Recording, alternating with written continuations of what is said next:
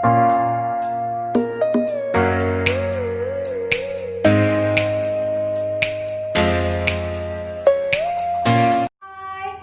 lagi bersama kita di channel Widya Penang.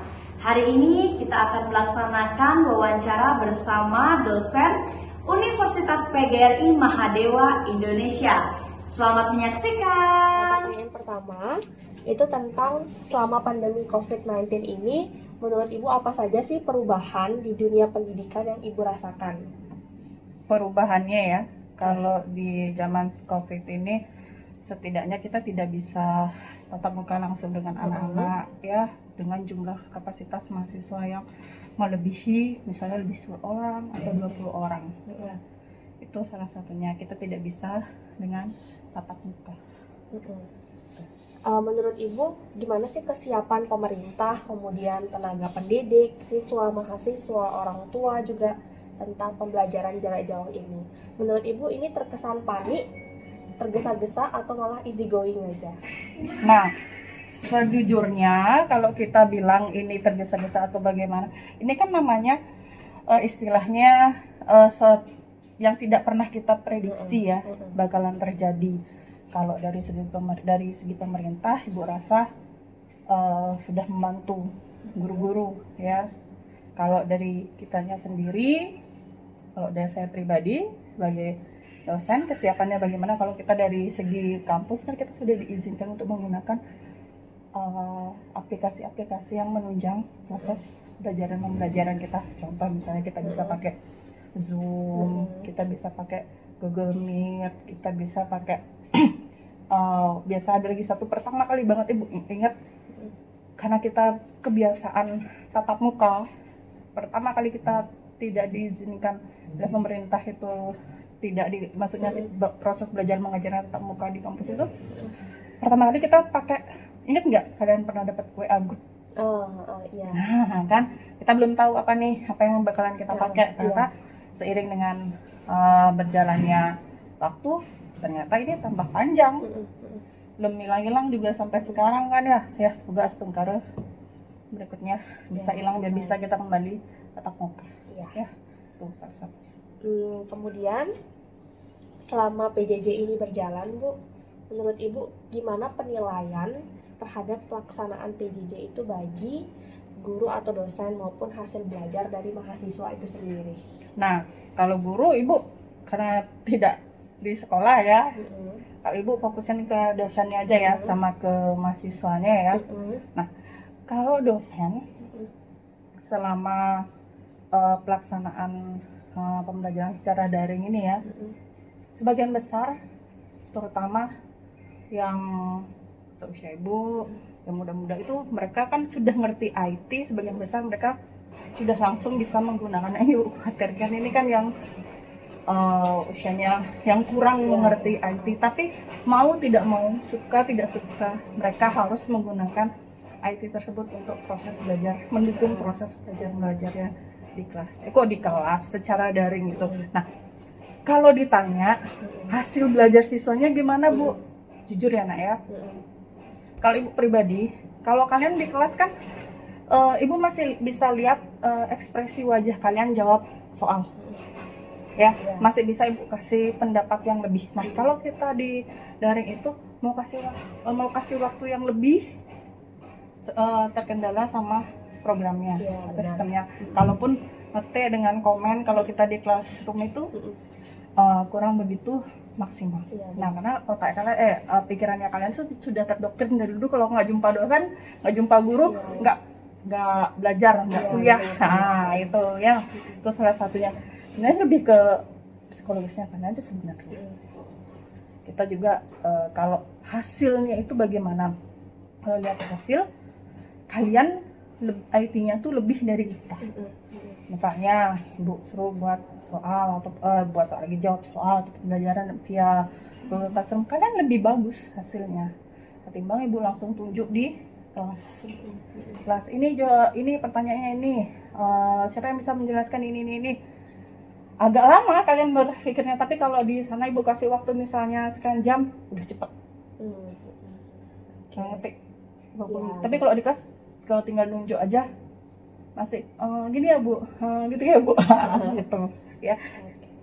Iya ya. Berarti kekurangannya di masalah IT gitu ya Bu ya. Iya sebagian besar, tapi kalau hasil belajarnya sih lumayan bagus, bilang kategori bagus lah ketimbang Sarari ya. Kelebihannya jadi kita bisa melek teknologi gitu. Mm-mm. Oke. Terus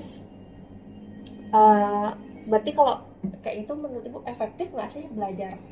Sebenarnya kalau Dari- kita ya kalau dari dunia pendidikan itu ya namanya murid, kalau nggak ketemu gurunya kan bagi mereka secara tidak langsung karena kebiasaan dari dulu terbiasa istilahnya tatap muka, tapi mau tidak mau dengan adanya COVID ini mereka wajib atau istilahnya tatap mukanya itu secara daring di sana. Awal-awal sih kayak rada-rada canggung ya, kita pun juga rada-rada canggung ya, tapi ini hampir setahun ya, 8-9 ya hampir setahun. Nah kurang lebih seperti itu, mau tidak mau kita harus bisa ya, ya.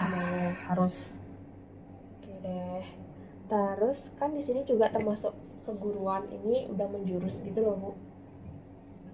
Kemudian kalau misalnya belajarnya lewat daring, terus gimana mensiasati supaya program keahliannya itu tetap bisa kayak micro teachingnya tetap bisa berjalan gitu Bu. Oh iya. Pembelajaran daring.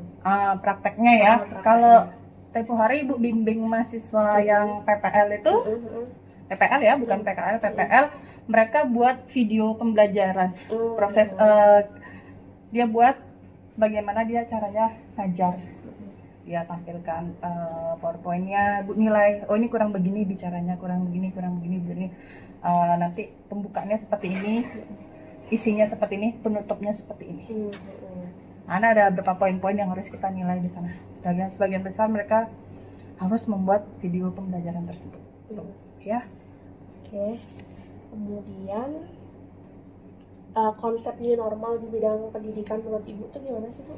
Konsep new normal di bidang pendidikan. Misalnya nih ya, kalau kampus kan sekarang udah rada-rada new normal ya. Kitanya yang harus istilahnya di kampus ya, dunia kampus bilang ya, dari segi ininya dulu ya, manusia-manusia atau SDM itu sendiri. Nah kita kan kalau jumpa dengan beberapa mahasiswa yang datang ke kampus atau orang yang bertemu kampus, istilahnya kampus kan sudah nyediain fasilitas buat cuci tangan, wajib pakai masker, ada posternya tuh di depan pakai masker. Nah secara tidak langsung kalau mereka berkepentingan untuk mengurus administrasi, misalnya satu atau dua orang mahasiswa itu, setidaknya kalau mereka tidak menggunakan protokol kesehatan, tidak diizinkan masuk. Padahal dari depan kan sudah di tes suhu sama satpamnya, kalau lebih itu tidak diizinkan masuk, kemudian wajib menggunakan masker. Kalaupun ada kegiatan-kegiatan itu kegiatannya kita tidak, istilahnya tidak banyak orang lah. Kegiatan dalam arti saya ingat nggak kalian dulu tuh kalau kita ngadain seminar di lantai 4 kumpul banyak orang, tapi sekarang kita tidak bisa seperti itu ya, mengingat protokol kesehatan.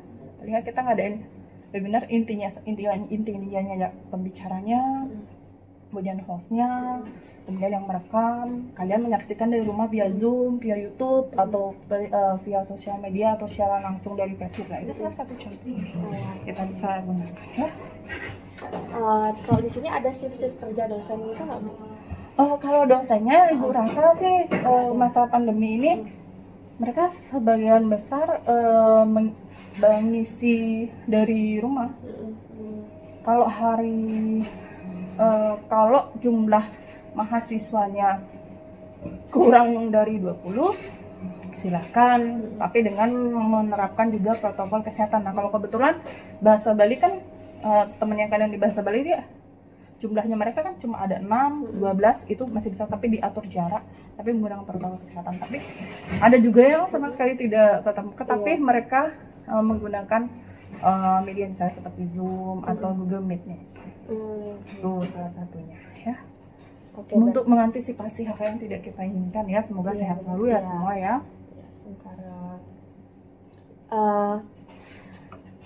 Sebenarnya kita new normal itu baru-baru ini atau semenjak atau kan kita sering belajar e-learning dulu ada di Google Classroom itu. Apa new normal itu sebenarnya dari pelajaran itu tuh kita udah termasuk new normal atau baru-baru ini? Kalau kalian ingat, ya, kalau tidak dikaitkan dengan pandemi sebenarnya, ya kan istilahnya saja new normal. Tapi kalau dari segi e-learningnya, kalian itu kan dapat pernah nggak kan ibu ngasih mata kuliah pembelajaran kan di sana ada e-learning, ya itu kan pembelajaran yang istilahnya kalian bisa dapatkan mengenai dalam artian bisa menggunakan IT. Tuh. Kalau dulu kan kita coba kirim tugas ke email, itu salah satunya sudah kalian bisa pakai. Nah kebetulan ada WA, ayo kita buat grup WA untuk ini proses belajar mengajar. Nah sebenarnya salah satunya itu kan kalau tidak dikaitkan dengan pandemi, si dosen misalnya dia dapat tugas keluar daerah. Misalnya ibu kasih contoh, ibu dulu pernah ada profesor yang ngasih tugas seperti itu. Nah dapat tugas dia keluar daerah, dia bisa gunakan e-learningnya ini dengan belajar istilahnya pertama kali itu kalau nggak salah di YouTube. Dia share dulu, kemudian kita muridnya atau mahasiswanya suruh dengar pembelajaran di sana. Ada aplikasinya, biasanya ada lagi satu, pembelajaran e-learning itu dia belajar dari sana. Tapi kalau di sini ibu sih belum ada. Kalau ibu lihat, kalau kita belajar di bahasan e-learning itu ada di sana. Gitu. Okay. Yang perlu diperhatikan dalam pembelajaran daring itu, ibu ada nggak misalnya buat capaian pembelajaran, asesmen dalam pembelajaran daring itu? Kalau ibu lihatnya kan, misalnya nih, kalau contoh ibu pakai komitmen pakai Google Classroom. Dari pertemuan 1 sampai pertemuan 16, ibu pakai ada di sana ibu kasih formnya tentang ini. Kalau yang ibu ajari itu pasti dia pasti absensinya itu ibu pakai Google Form. Nah, meskipun dia ngabsennya itu besok atau sekarang atau lagi 3 hari 2 hari, itu kan kelihatan. Ya di datanya ibu kan kelihatan. Mereka kira pasti nggak dilihat sama dosen. Enggak, ibu lihat, ibu nilai dari sana, ibu evaluasi di sana. Oh ini besoknya baru absen. Oh ini pas ibu share materi, mereka lihat di sana materinya. Oh mereka berarti sudah menyimak, sudah absen. Ibu evaluasi juga dari sana. Kemudian ketepatan pengumpulan tugas, ketepatan pengumpulan ujian. Nah kalau ibu di Google Classroom itu ibu gunakan biasanya ibu jadwalkan waktunya. Ya, waktunya ibu misalnya ibu kasih tenggat waktu hari Senin, ibu share hari Senin, ibu kasih tenggat waktunya hari Selasa atau hari Rabu. Nah di sana kan kalau mereka yang terlambat kan kelihatan terlambat. Karena kadang-kadang mahasiswa apalagi nggak dibaca. Nah Google Form itu ngebantu ibu banget dalam segi kehadiran anak-anak. Dari situ kita bisa evaluasi hasilnya. Oh ini rajin, oh ini begini. Nah jujur kalau ibu untuk penilaian, ibu akan buat form nilai tersendiri untuk ibu. Kehadirannya berapa persen, poinnya berapa persen dia komen, kemudian berapa persen dia aktif di sana, kemudian berapa persen tugasnya dan ujian.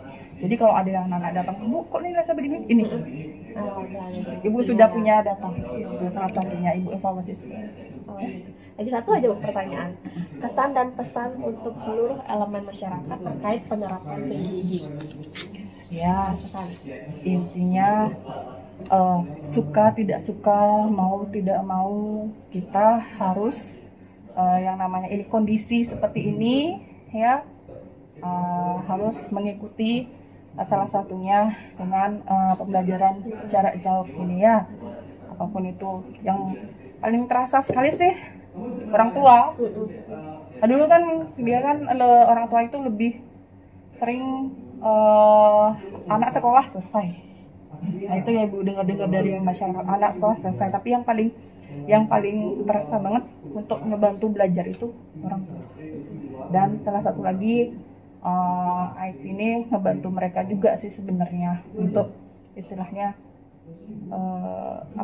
melacak anak-anaknya belajar apa enggak, sekolah apa enggak, ngerti apa tidak, didampingi. Mereka kan sekarang belajar didampingi oleh orang tua, terutama yang kayak TK, SD atau SMP, bahkan SMA ada yang didampingi orang tua. Kenapa? Kan handphone mereka, pakai handphone, pakai tab, ya kan? Nah itu salah satunya. Ya mau tidak mau juga ada pengawasan tidak langsung, ya pakai wifi itu. Terima kasih ya atas waktunya. Semoga sehat selalu.